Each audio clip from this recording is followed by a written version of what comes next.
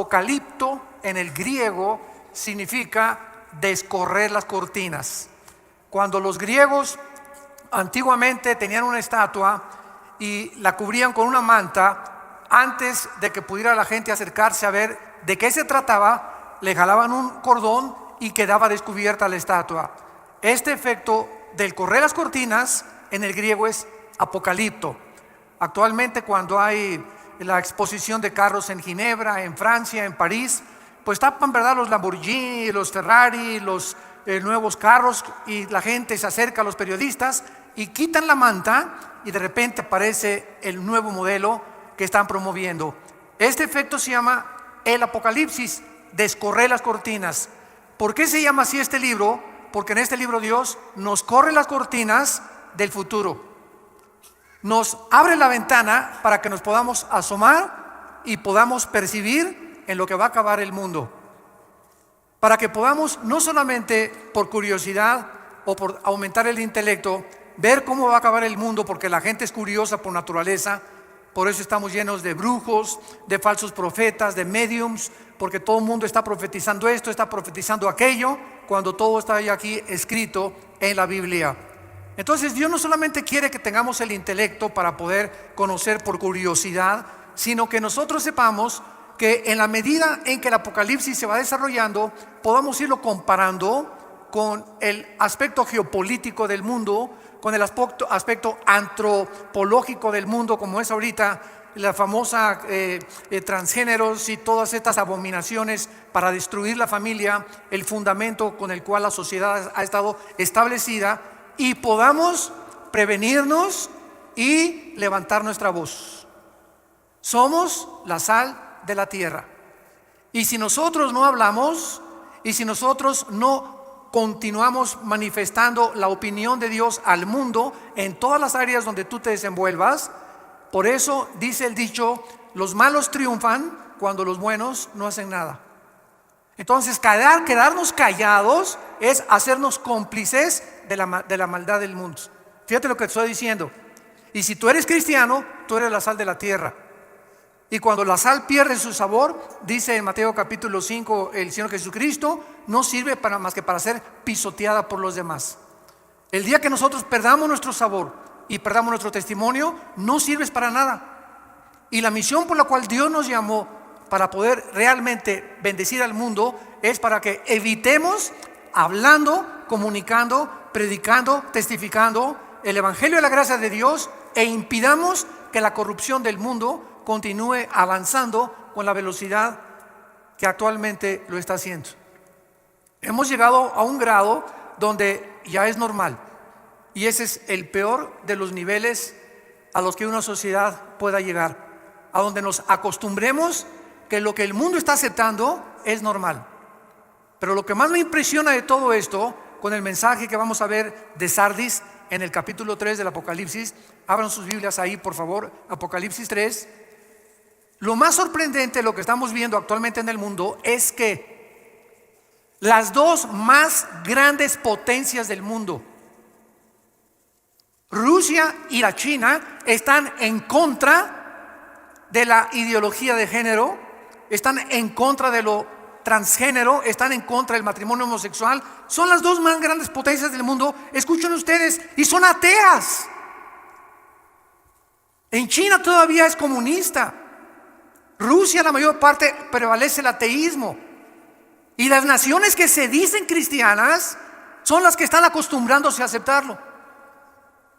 Yo no estoy de acuerdo con muchísimas cosas que el presidente de Rusia, Vladimir Putin, ha emitido, o la forma como él está actuando en muchas áreas del mundo. Pero acabo de escuchar un discurso de él que me dejó helado. Y dije, estoy 100% en lo que él acaba de decir, criticando a las naciones occidentales de cómo es posible que a los niños los adoctrinen desde niños a tener tendencias con las cuales no nacieron. Como él dice, a los 18 años que cada quien escoja vivir como le da la gana. Pero es un crimen que desde a los niños que no tienen el factor todavía para poder decir entre el bien y entre el mal, les comiencen a enseñar, o los comiencen a vestir de mujeres, o los comiencen a vestir de hombres. Eso no se vale. Eso no se vale. Y ya lo están haciendo en las escuelas. y quieren forzarnos a nosotros a que lo aceptemos. Y es un crimen contra los niños. La forma más fácil de destruirlos psicológicamente a una criatura que todavía no forma todavía su forma y su conducta de pensar. ¿Cómo es posible que el mundo esté como esté? ¿Se acuerdan ustedes del libro de Jonás en el capítulo 1? Que él se escapa contra la voluntad de Dios. ¿Y a dónde va Jonás? En dirección opuesta, y se sube al barco donde los marineros, que no eran cristianos, le dicen a Jonás: pero ¿cómo es posible de que tú puedas hacer esto y esconderte ante esta tormenta? Y los marineros, que no eran cristianos, le dan ejemplo a José y lo echan a la borda cuando él acepta de que realmente la culpa de la tormenta se debe a él. Y así tenemos cientos de casos en el mundo entero. Y por eso es que nosotros ya debemos de cobrar reacción. El mundo está a punto de irse a una espiral de autodestrucción. Estamos en un mundo demasiado contaminado, demasiado sucio, demasiado perverso y depravado, sobre todo para las generaciones de nuestros hijos y de nuestros nietos. Tenemos que levantar la voz. Tenemos que decir: así dice el Señor. Aquí está la palabra eterna. Los cielos y la tierra pasarán, pero mis palabras, dijo Jesucristo, no pasarán. En este mensaje a la iglesia de Sardis, capítulo 3 del Apocalipsis, versículo del 1 al 6, es una iglesia, o fue una iglesia Sardis, que desde luego representa también a muchas iglesias que han subsecuentemente seguido las mismas características o han mantenido las mismas normas que esta iglesia. Esta es la razón por la cual se nos da este ejemplo de estas 7 iglesias. ¿Saben ustedes que las vastas distancias del espacio interestelar son inimaginablemente intensas? Las estrellas más cercanas a nosotros tienen trillones de kilómetros de distancia, y estas distancias han forzado a los astrónomos y a los astrofísicos a poder sacar una unidad apropiada para medirlo, que se llama el año luz. Un año luz equivale a lo que la luz viaja a 300,000 kilómetros por segundo. Cuando Alberto Einstein sacó su famosa teoría E igual a mc al cuadrado, la energía es igual a la masa por la velocidad de la luz al cuadrado, se determinó desde hace estamos hablando ya casi un siglo, que no hay nada en el mundo más rápido que la luz. No hay nada. Hace algunos años hubo un físico que dijo que había unos neutrones que viajaban más, etcétera, etcétera, pero descubrieron después que había un error y que estas pequeñas partículas subatómicas no eran más rápido que la luz. Y esto es increíble porque el Sol se encuentra a 150 millones de distancia de la Tierra. O sea que la luz del Sol hacia nosotros viaja en 8 minutos 20 segundos. Es lo que tarda la luz del Sol llegar a la Tierra. 8 minutos 20 segundos en los 150 millones de kilómetros que tiene. Ahora, las estrellas que están, imagínense, a miles de kilómetros, de trillones de kilómetros más lejos del Sol, y que vemos en la noche como puntitos luminosos, muchas ya no existen. ¿Por qué? Porque desaparecieron hace millones de kilómetros, millones de años, perdón. Pero ¿por qué seguimos viendo su luz? Porque explotaron, pero la luz continúa llegando y viajando en el espacio. Yo quiero usar este fenómeno de la física para poder compararlo con la situación de muchas iglesias que hace muchos años brillaron, tuvieron luz, fueron luminosas, y ahora solamente desaparecieron estas iglesias y viven de la luz del pasado.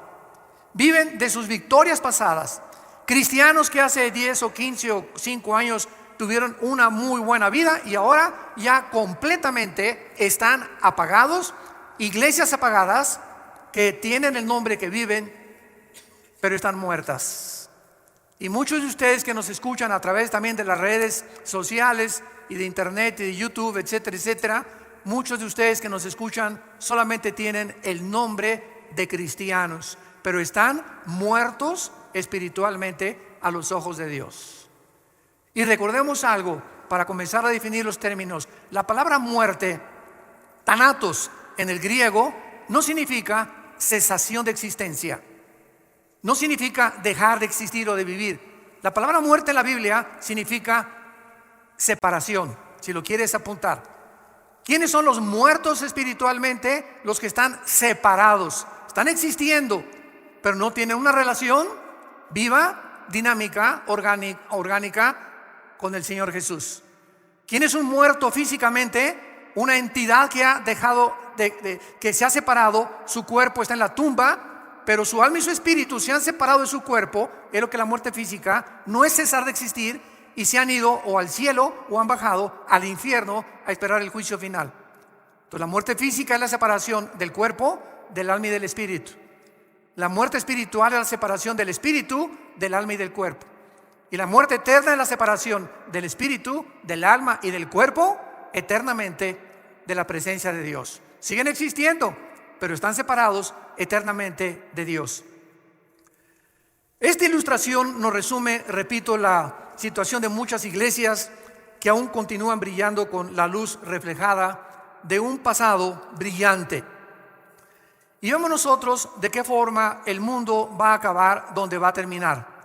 Hace algunos días tuve una reunión con varios pastores centroamericanos y me estaban preguntando que cuál era la opinión de nosotros acerca del futuro de la iglesia. Y les dije, bueno, he escuchado desde hace algunos años que han por ahí predicado Argentina para Cristo, Paraguay para Cristo, México para Cristo, España para Cristo. Y les dije yo, ¿de dónde sacaron estas tonterías? Porque en la Biblia no existe nada absolutamente de que una nación entera se vaya a convertir. Esto va a suceder hasta Apocalipsis 22 en el tiempo del milenio. Entonces la Biblia no profetiza ni tampoco nos exhibe que antes que venga Cristo la situación del cristianismo va a mejorar. Al contrario, la Biblia enseña que antes de que Cristo venga viene la apostasía. Segunda de Tesalonicenses 2, 3 y 4, antes que venga el anticristo vendrá la apostasía. Primera de Timoteo 4:1, el Espíritu dice que en los últimos tiempos muchos apostatarán de la fe. Mateo 24:12, el Señor Jesucristo hablando, por haberse multiplicado la maldad, el amor de muchos se va a enfriar. Segunda de Pedro capítulo 2, así como hubo falsos profetas y falsos apóstoles, así habrá en los últimos tiempos falsos apóstoles, falsos profetas, que harán mercadería de la gente. Entonces estamos ante un panorama negro. Sin embargo, en medio de esta apostasía siempre habrá un remanente. Siempre habrá en todas las naciones, en todas las iglesias, un pequeño, muy reducido, muy pequeño de verdaderos cristianos. Y a ese pequeño remanente tú eres el que debes de permanecer y pertenecer. A ese es el remanente que Dios va a cuidar, a protegernos de todo lo que viene en el mundo. Como dice aquí en Apocalipsis capítulo 3, versículo 10, por cuanto has guardado la palabra que yo te he dicho, es mensaje a Filadelfia, te guardaré de la hora de la prueba que ha de venir sobre el mundo. Dios va a proteger a ese remanente.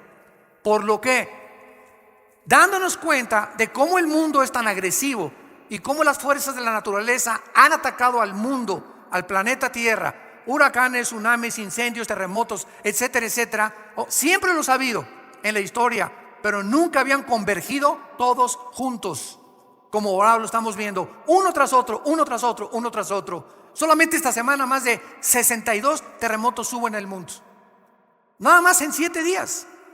Muchos no se dan a conocer porque fueron de 3 grados, de 4 grados, de 5 grados, van aumentando, etcétera, etcétera. Pero estamos en un mundo convulsionado completamente por las fuerzas naturales de la naturaleza. Entonces, teniendo en cuenta estos factores y estas condiciones, acerquémonos a Dios. Es tiempo que te acerques a Dios con tu familia y con tu matrimonio. Es tiempo que reunamos a nuestros hijos y les demos testimonio. Es tiempo que a tu novia le des testimonio que es un cristiano. Y no la manosees, no te atrevas a tocarla antes de casarte. Es tiempo que le des a tu novio un testimonio de lo que es una muchacha hija de Dios. Porque ese es el testimonio, como dice Hebreos capítulo 13. Alcanzaron por la fe buen testimonio los antiguos. Los testigos que ahí menciona, desde Abel, Noé, Enoc, Abraham, etcétera, etcétera. Y este es el testimonio que hace falta actualmente en el mundo que nos rodea.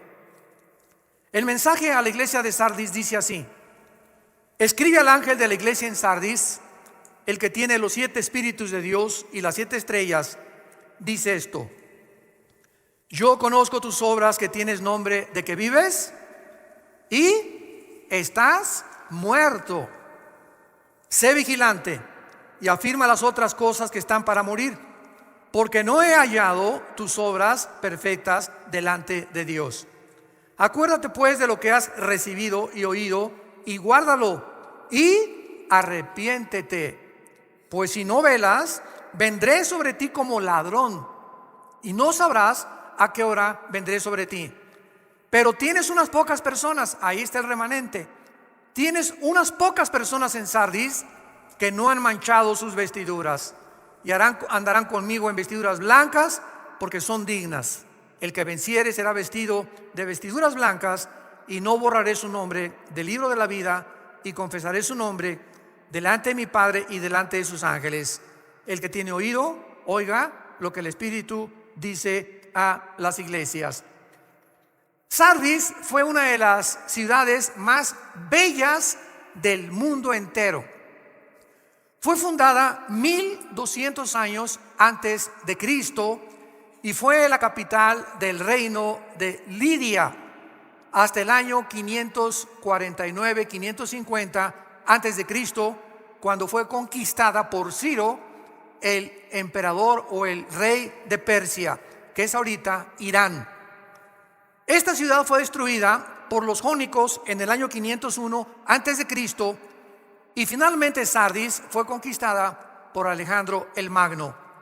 El rey más famoso de Sardis se llamaba Creso con C de Carlos, y estaba la ciudad emplazada en una llanura preciosa junto al río Hermus, en una posición militarmente envidiable, porque estaba construida la ciudad hacia, como casi en una montaña, como una torre, por lo cual era muy difícil. Solo Alejandro el Magno lo pudo hacer, y el rey Ciro de Persia.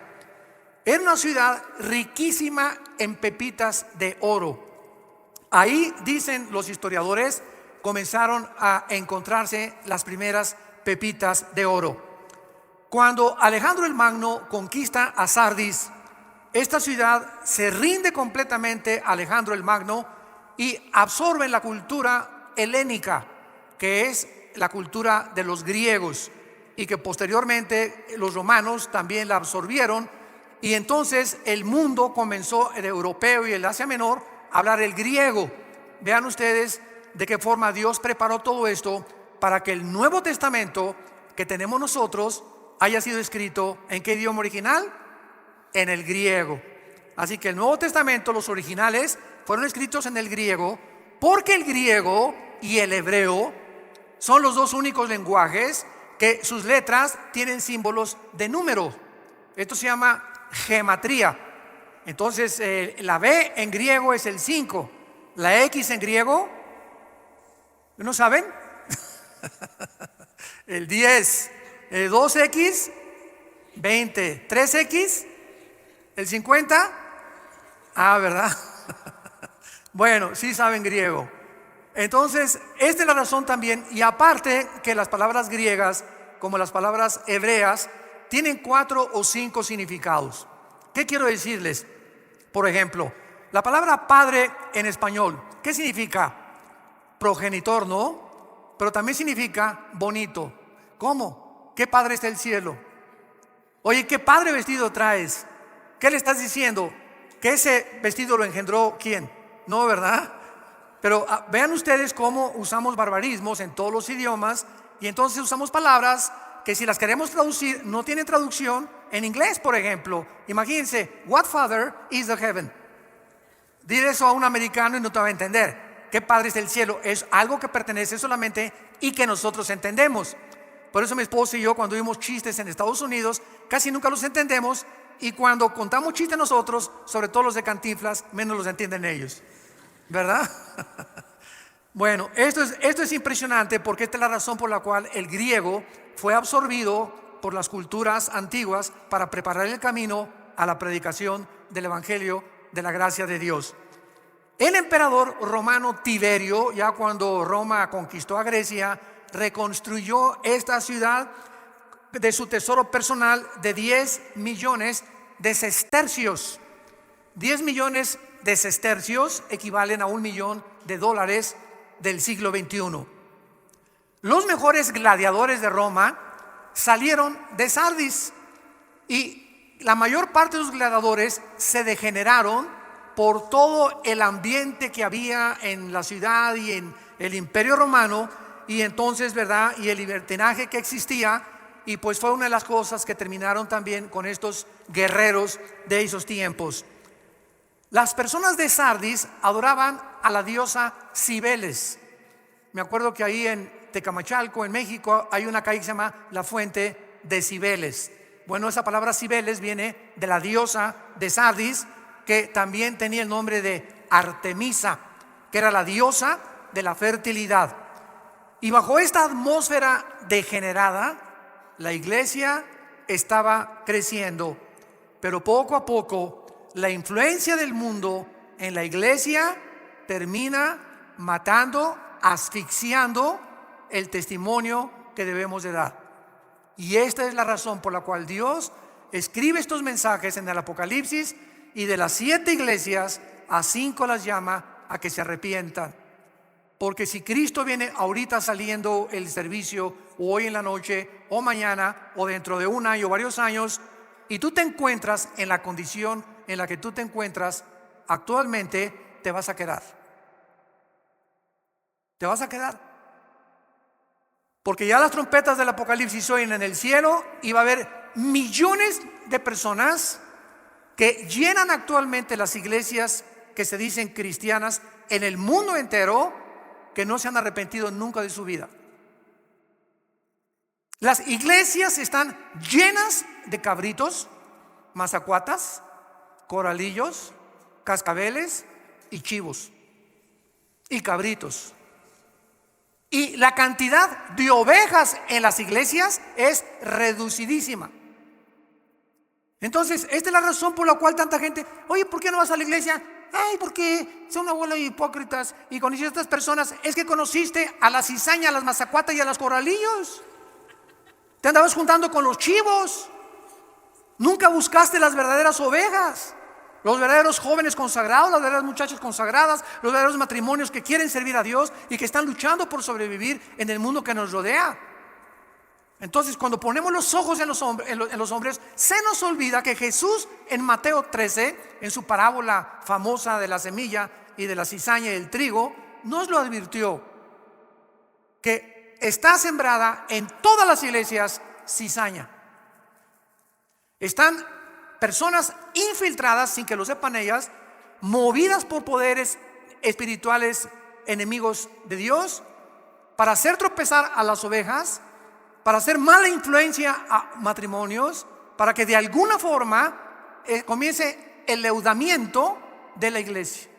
Como en la parábola de cuando se introducen las 3 medidas de harina o de levadura en el pan, y dice Cristo hasta que todo es leudado.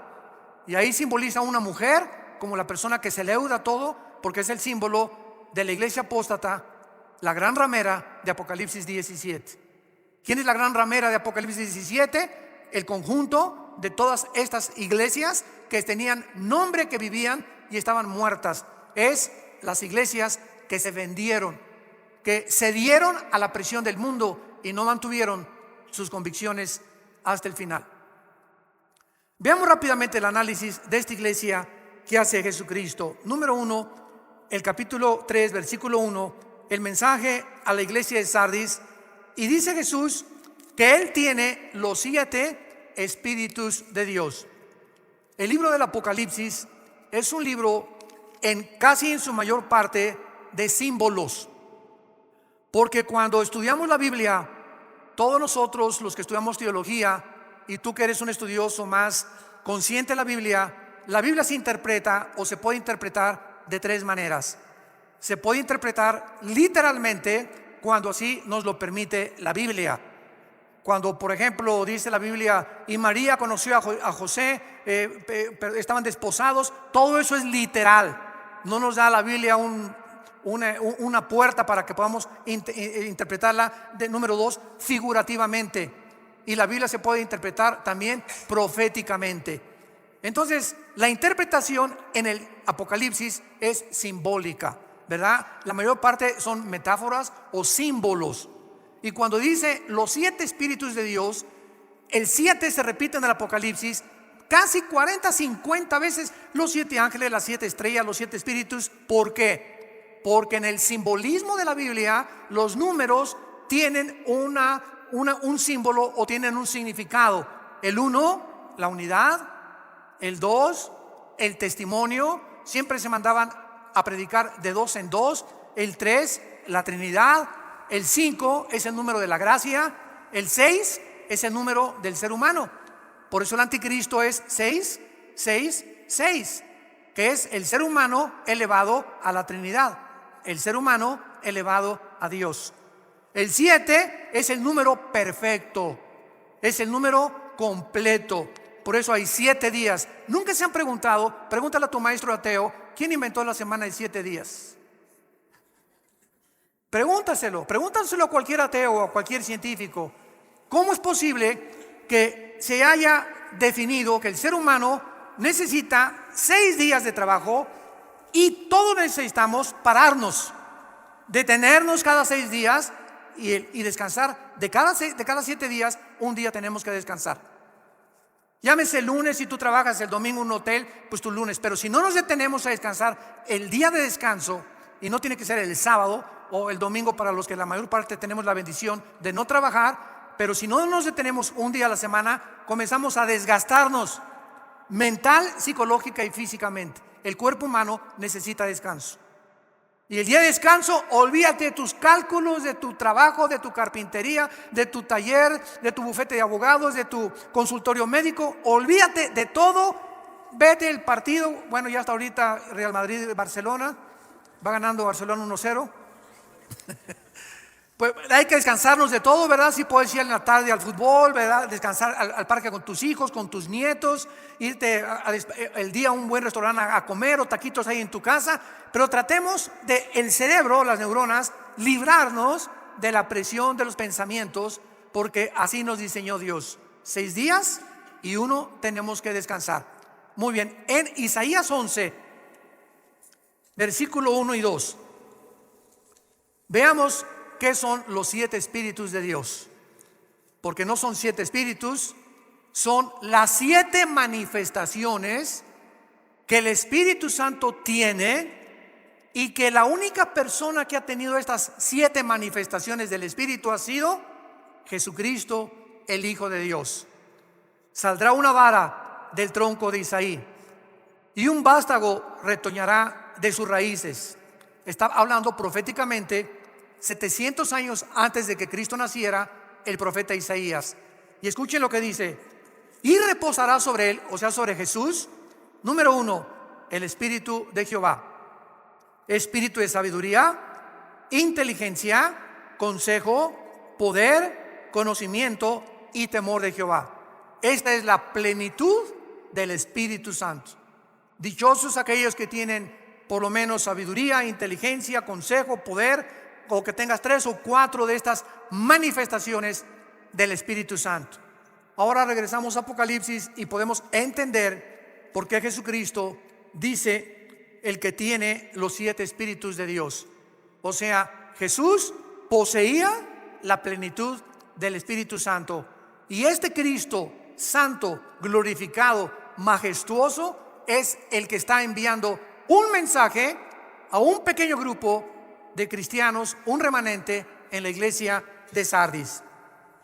¿Cuál es la acusación? Yo conozco tus obras, que tienes nombre de que vives y estás muerto. Esta iglesia tenía una falsa reputación espiritual. ¿Cuántas personas se dicen a sí mismo cristianas, volvemos a repetir, pero su verdadera condición, tal vez ante la iglesia tienes cara de San Crisóstomo, tienes la cara de la Rosa de Castilla, de Santa Rita de Casia. No, la hermana tiene cara de monja, una cara dulce, transparente. El hermano tiene cara que no rompe un plato, pero en su casa tiene otra cara, y en su trabajo tiene otra cara. En la psicología se le conoce como los desórdenes múltiples de la personalidad, que no eres de una sola pieza. Y esto es lo que Dios insiste en nuestras vidas.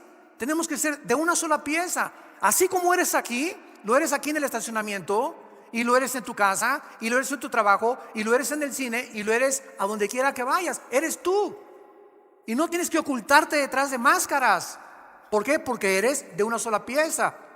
Y está demostrado esto psiquiátricamente, que una persona que tiene 2 o 3 personalidades es una persona que se está desintegrando en su carácter. Porque no ser como tú eres con tus amigos, sin que nos demos cuenta, el cerebro no acepta estas condiciones o actitudes negativas y te comienzas a desintegrar. ¿Qué me refiero que te comienzas a desintegrar? Tu conducta comienza a desvariar. Comienzas a hacer cosas que ya no son normales, que ya son completamente, muchos antisociales, otras inmorales, pero ya no eres la persona que eres. Y esas cosas que tú haces, no te das cuenta. Este es el engaño más grande del pecado humano, que el pecado endurece y engaña el corazón. Dice Jeremías 17:9, engañoso es el pecado sobre todas las cosas, perverso y engañoso el corazón. Entonces, estas personas llegan a la iglesia y no se han dado cuenta lo que son. Crees que eres y no eres. ¿Por qué lo crees? Porque estás engañado. Si no estuvieras engañado, te darías cuenta de tu verdadera condición. Ahora, ¿a qué venimos a la iglesia? A que se nos corra el velo, a que haya un apocalipsis, a que Dios nos corra la cortina y nos muestre cómo somos.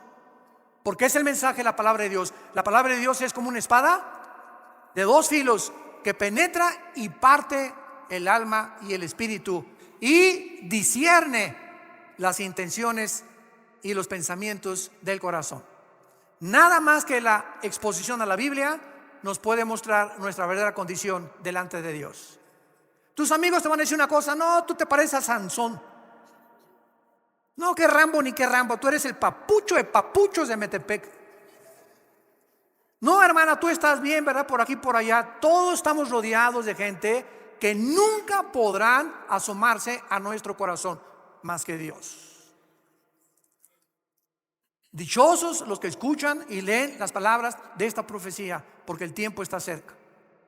Déjale a Dios exhibirte, que nos corra realmente las cortinas, que te veas como es, porque Dios nos toca la llaga. Y cuando tú oyes que eso te llega a ti y que te pones el sombrero o el saco porque a ti te está quedando lo que estás escuchando, dichoso seas si hoy te arrepientes. Dichoso seas, bendito seas, que le digas: Padre, yo no quiero ser así, gracias por mostrarme esa cara que estaba engañado que yo tenía, ya no quiero ser así. Entiendo que solo tú me puedes cambiar, perdóname, lávame con tu sangre preciosa. Jesús, entra a mi vida como mi Salvador, te necesito, Señor. Dichoso seas si por esa puerta esta mañana tú sales con estas condiciones en tu corazón. Vemos nosotros que esta muerte espiritual está conectada siempre con el pecado. ¿Cuáles son las señales de peligro de una iglesia que se está muriendo? Porque ahorita vemos cantidad de iglesias, repito, por afuera, ¿no? Y lámparas persas y candelabros chinos de Francia.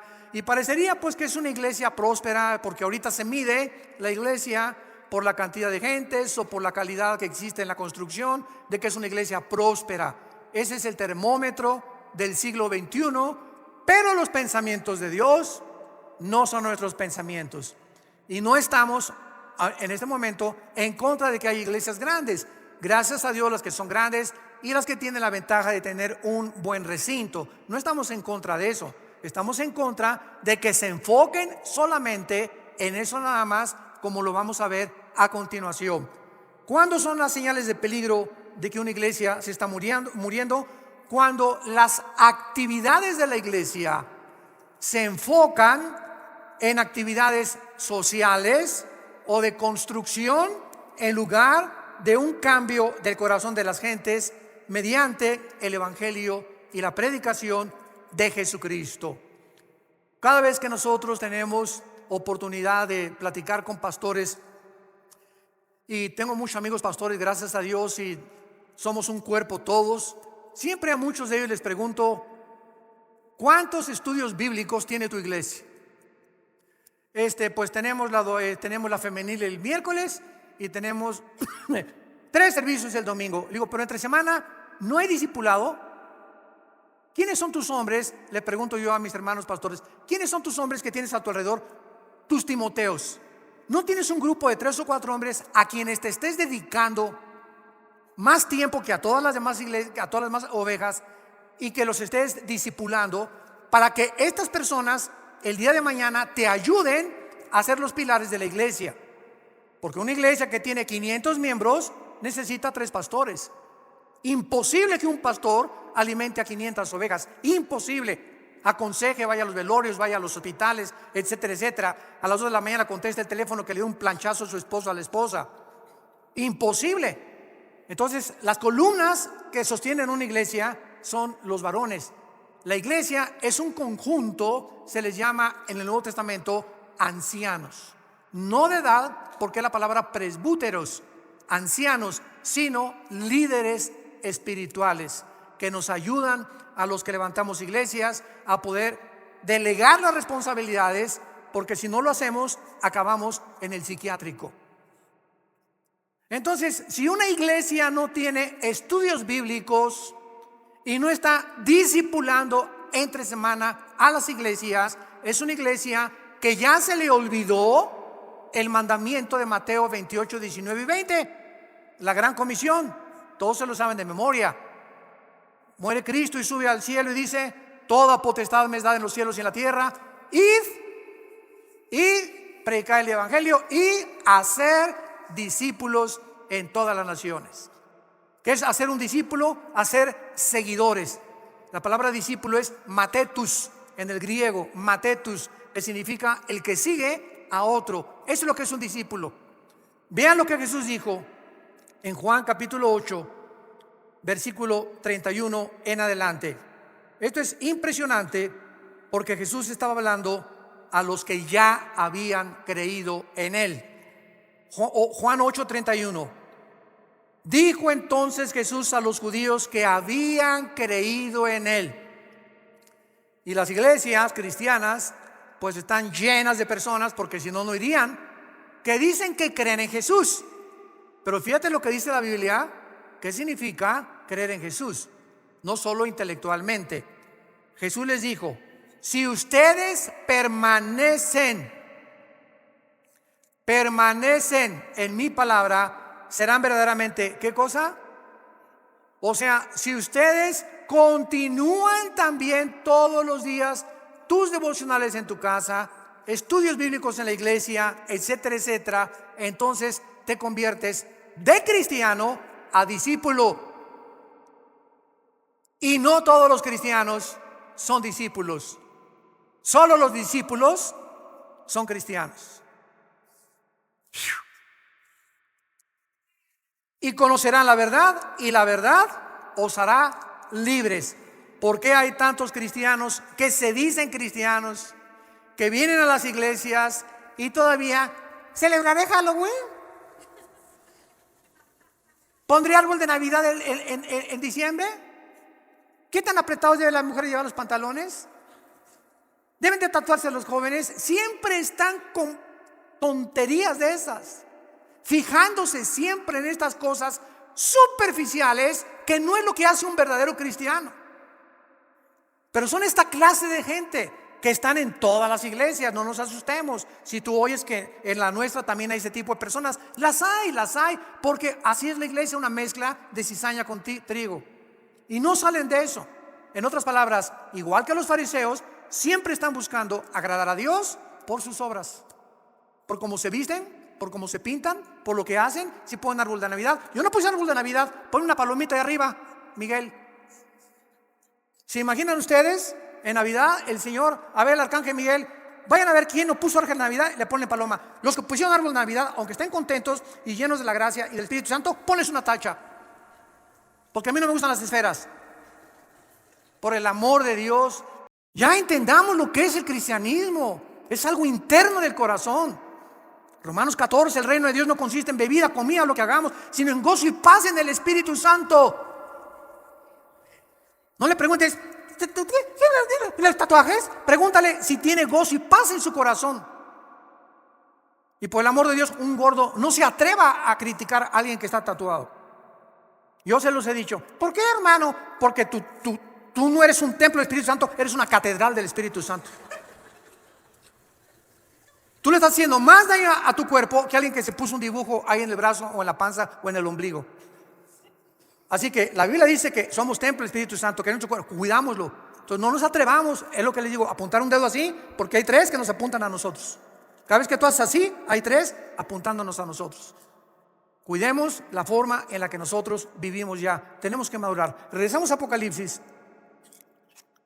Y ojalá que sigan aprendiendo hoy cosas más intensas del Espíritu de Dios. Tienes nombre de que vives y estás muerto. Vemos pues nosotros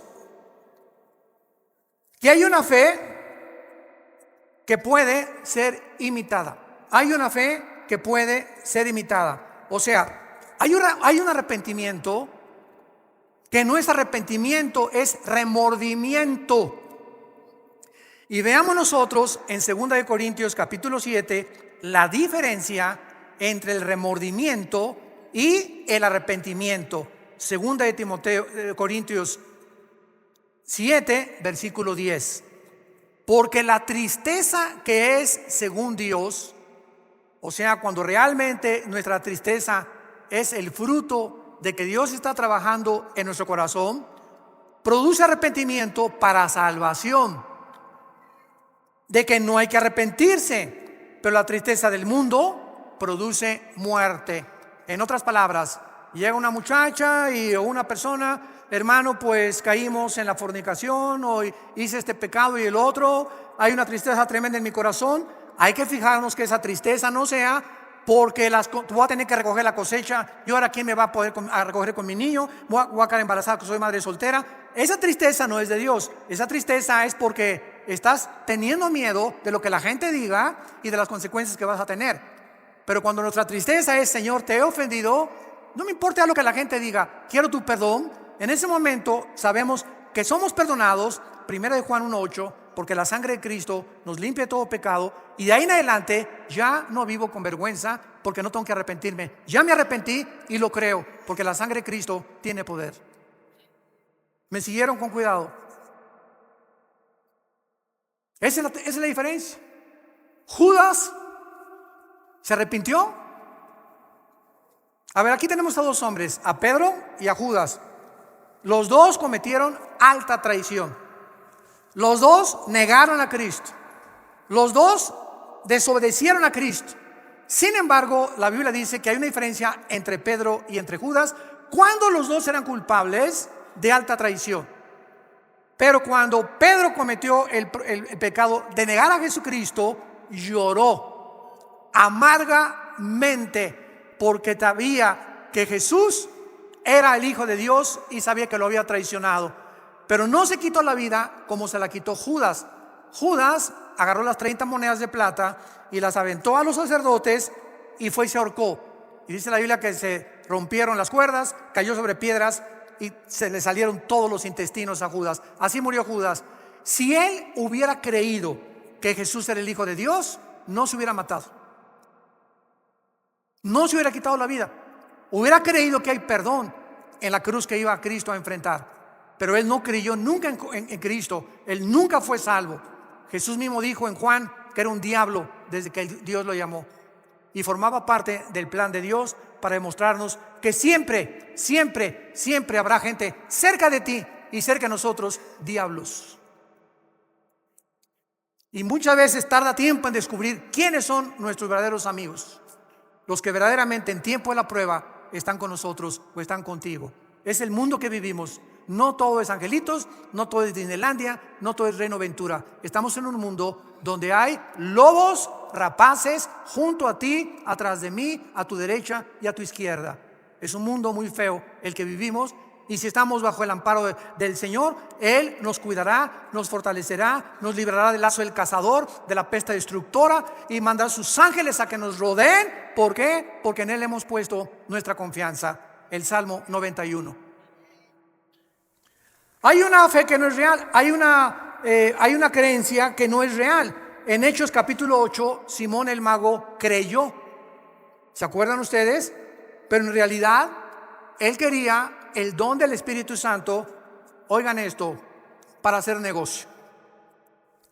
¿Cuántos pastores que me escuchan a través de las redes sociales están entrando al ministerio porque fracasaron como ingenieros, como arquitectos o por lo que quiera, y están buscando un modus vivendi y se meten ante pastores para hacer dinero? Cosa que te equivocas, gana nada más de mecánico que de pastor. Va a tardar muchos años para que Dios pueda levantar tu iglesia, muchos años. Pero todos ya quieren así, a la marucha, una iglesia a la marucha. Ya a los 2, 3 años está una iglesia, 500 miembros, etcétera, etcétera. Y ya, ¿sabes una cosa? Es un camino muy largo que recorrer, pero muy largo. Nosotros los 3 años cuando Dios me llamó al ministerio, estuve 3 años viviendo con indígenas entre Guerrero y Oaxaca, de misionero, durmiendo en el suelo, tapándome en pisos de adobe con periódicos, y mi cojín era un ladrillo envuelto con 3 o 4 periódicos del Excelsior de aquel tiempo, y del Esto, y de la revista Alarma, que también se vendía en aquel tiempo. 3 años, y después 4 o 5 años de muchísimos padecimientos y una pobreza impresionante. Así que no es de la noche a la mañana cuando Dios nos bendice. Dios bendice la perseverancia. Y pasan muchos años para que tu corazón sea probado, que tú realmente eres un hombre y una mujer de Dios. Y en las pruebas lo vas a manifestar. Hay una santidad que no es real. Joás, el rey de Judá, se recubrió con un manto de santidad irreprochable, ¿verdad? Y Judas, ¿quién más que Judas? ¿Quién se iba a imaginar en la última cena cuando Jesús dice: uno de ustedes me va a traicionar? Nadie de los discípulos ni por acá les pasó que iba a ser Judas el traidor. Estaba tan perfectamente bien disfrazado y camuflajeado que nadie lo pudo saber, pero el Señor conoce los corazones. Hay un amor también que no es real, que solo consiste en emociones. Vivimos tiempos difíciles y hay una humildad también que es falsa. Es una humildad que muchas veces detrás de una capa de modestia y de sencillez se esconde un corazón terriblemente orgulloso. ¿Cómo lo descubres? Muy fácil, cuando te vas a estacionar. Tenemos gente aquí que se llaman de seguridad con su gafete. Por favor, no estacione ahí.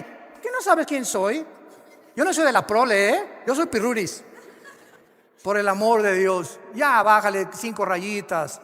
Claro que sí, mi comandante, usted, aunque no traiga, sea policía, lo obedezco porque trabaja para la iglesia, usted sabe lo que está haciendo y obedecemos. En estos pequeños detalles nos damos cuenta cuánto hay dentro de nosotros de orgullo y de falta de humildad.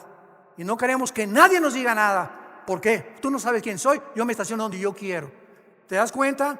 Esto es lo que demuestra el corazón. En los pequeños instantes que Dios te mandó a esa persona para probar tu corazón, ya saliste reprobado. Padre, te damos gracias en el nombre de Jesucristo por tu palabra. Continuaremos, Padre, examinando este mensaje, esta iglesia, donde las condiciones eran deplorables, así como lo es la vida de muchos que se dicen que te siguen y que son cristianos y realmente están muertos, aunque ellos crean que están vivos. Gracias porque la exposición a tus palabras nos desnuda, nos corre completamente las cortinas viciosas que tenemos en el corazón, que nos impiden ver cómo somos ante ti.